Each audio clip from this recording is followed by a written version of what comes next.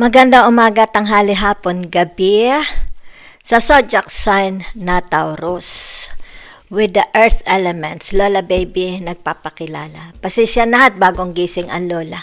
Katatapos ko lang mag-almusal, bigyan ko na kayo ng reading ha. Bago ako maglinis. So, ito po is for June, starting today, June 9 ngayon dito, to June 16. Yan ha. So, let's see. The energies. Okay? Yan. Saan tayo dadalhin ng inyong energies? Taurus, lumabas dito ang tinatawag na the Justice Libra. Okay? Nasa relationship kayo. Okay? So, ano po ito? Ano meron dito? Diba? Halimbawa, relasyong mag-asawa, relasyong magkapatid, relasyong magkaibigan, relasyong employee sa employer, relasyon mo sa halimbawa umutang ka ng pera sa bangko, ibig sabihin nito mga permahan, di ba? Yan. So, titingnan natin bakit lumabas ito ha. So, ito yung tinatawag na the Venus, okay? The Empress. Okay, so ibig sabihin ng the Empress, maaari ito'y may kinalaman sa relasyong pag-ibig, marriage. Okay, yan.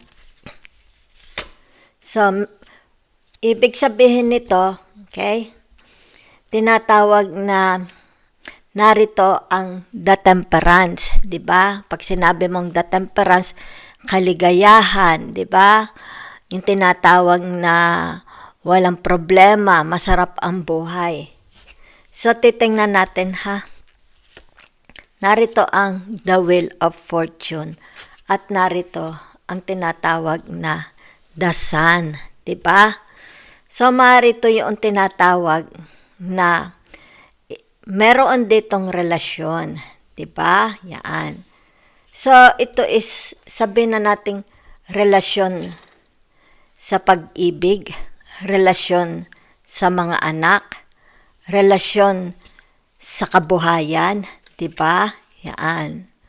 So, narito kasi ang tinatawag the wheel of fortune, di ba? Yan. Kumbaga dito yung tinatawag the outcome, okay?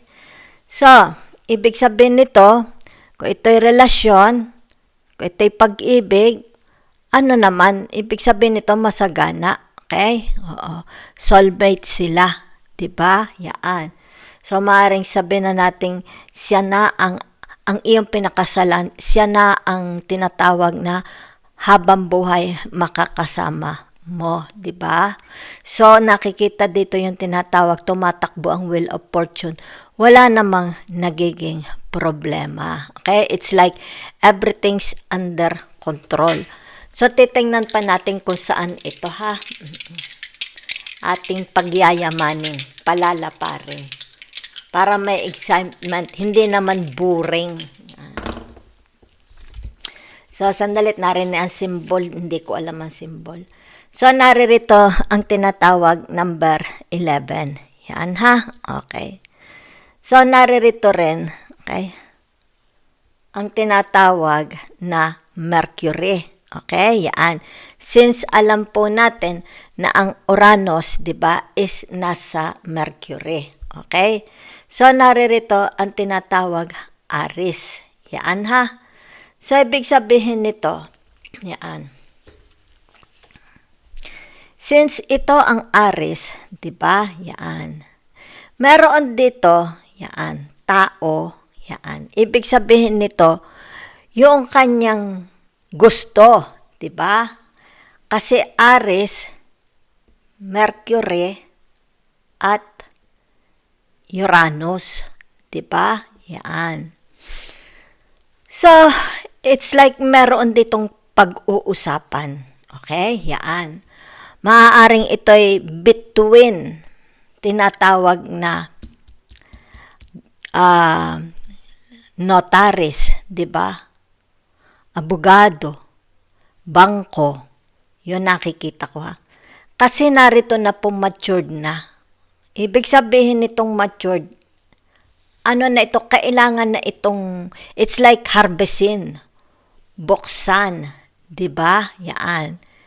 Kumbaga dito, it's like an asset kasi narito ang tinatawag na the Empress. Di ba? So ito yung tinatawag le moment supreme. Kaya the temperance. Le moment supreme, ibig sabihin yan, it's ano tawag dito? French word for the final is, ano na ito na, the result, di ba? The moment of truth. Yan, le moment supreme, the moment of truth. Di ba?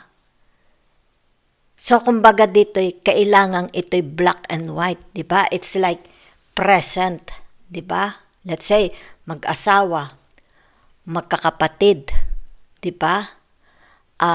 Halimbawa, kung ano man ito, kasi meron dito mga tao. Diba? Yan. Magkakaroon ng usapan. Yan ha.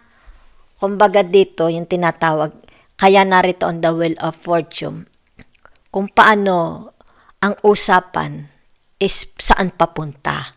Smooth or bad, hablahan ba, or yung tinatawag na equal parts, equal given, equal distribution, di ba? So, ibig sabihin nito, tinatawag na, it's like ito'y, halimbawa sabihin na nating, conjugal properties, di ba? Manahan, okay? Komisyon, pwede rin, di ba? Ito'y may kinalaman sa tinatawag na pera, okay? So, it's like dito, hindi lang asawa ang mananagana, pati mga anak, di ba? Kumbaga, ito yung tinatawag parang vitamin D, nabuhayan, nagkaroon rebirth, di ba? Nabuhay, tumakbo ang dugo. So, maganda ito, okay? Since titingnan natin, di ba? Yan. Narito kasi ang tinatawag the Wheel of Fortune, di ba? So, ibig sabihin nito, dito, yan ha, yung tinatawag na magkakaroon ng success, magandang outcome, the result, yari na, daladala na ng the Wheel of Fortune, the result, di ba? Pero ito is permado, di ba? It's like may perma ng notaris ng abogado, di ba? Kumbaga, kung sino ang beneficiary, may beneficiary dito, yan ha? Kung ano ito, may beneficiary pupunta sa taong ito. Kaya ang ibig sabihin, atong taong ito lang ang tatanggap. Diba? So kaya nga narito on the temperance, blessing, malaking blessing. Diba? It's like ito yung tinatawag, pinagkakahintay-hintay niya ng matagal. Okay? So naririto, ang tinatawag, yan incoming bounding. It's like tumatakbo na balita. Okay? Yan. Magandang balita dahil puti ang kabayo. Okay? Yan. So, ibig sabihin nito, yung tinatawag na, yan, di ba? It's like, kung ano itong, kaya ito'y dasan, di ba? Kung ano ito, yan ha, tinatawag na, wala siyang energy, bagsak ang kanyang spirituality, di ba? Bagsak ang kanyang frequency. Yan. Yung ibig sabihin nito, ito lang, di ba? Ang makakapagpabangon sa kanya. It's like para siyang muling nabuhay, di ba? Yan. So, titingnan natin ha. Okay. Ito na, ibig sabihin nito, the Seven of Cups, di ba? So, ibig sabihin ng the Seven of Cups na ito ang tinatawag, yan, itong mga nakikita niya, visible na. Kasi usually nakikita nyo maitim ang tao, pero ngayon, visible na. Ito na, di ba? So, ibig sabihin, ito ang daladala nitong the Wheel of Fortune, di ba? So, ibig sabihin nito, yung tinatawag dito siya. Okay? Yan. Ipagkakaloob na, di ba? Ng tinatawag na the justice. Okay? Yan. So, yan na nga, di ba? Kaya the Queen of Cups, ibig sabihin nito, buksan mo na ang mga palad mo. Yan ha? Okay. So, ibig sabihin nito, ito na. Ito na.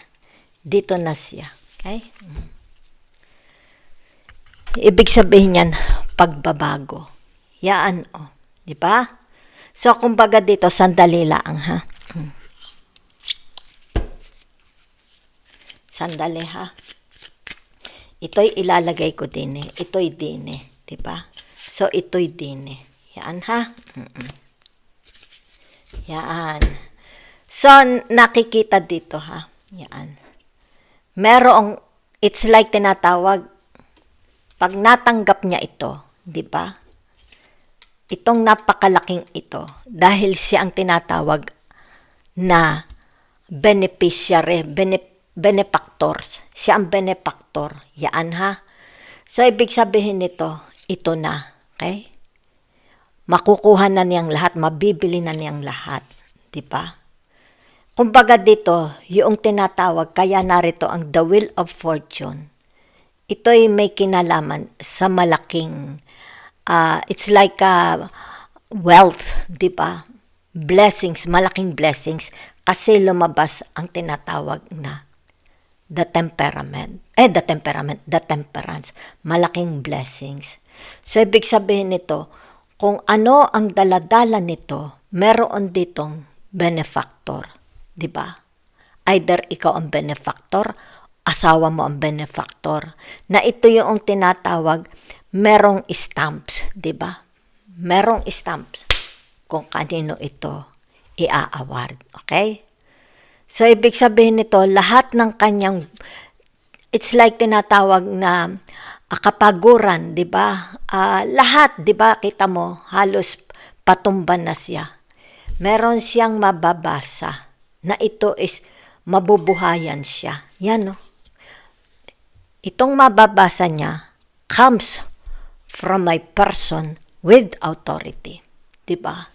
Pwedeng judge, pwedeng militar, pwedeng abogado, pwedeng insurance company. Diba?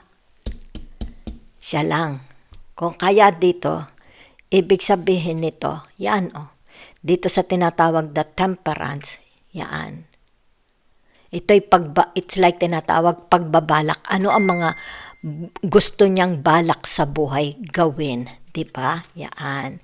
Maaring gusto niyang mag-travel, 'di ba? Maaring gusto niyang to see the whole world o magta-travel siya kasi mamamalengke siya ng mga alahas, ng mga bags, 'di ba?